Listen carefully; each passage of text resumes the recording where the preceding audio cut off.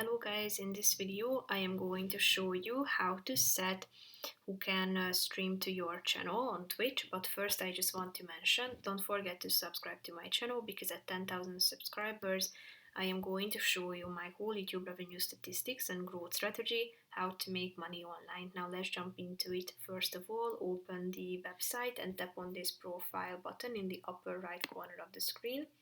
Then tap on channel. Scroll down and click on the customize channel button on the right side. Then go to this left side column of the screen and click on settings and then tap on stream. After that, scroll down to the permissions section and tap on people who can stream to your channel. And after that, you should tap onto this search bar and send an invitation to your recipients who you would like to invite to stream to your channel. You can enter the email address here, and when you are done, click on the send invite button and the invitation will be sent. That's it for this video, guys. See you in the next one. Bye bye.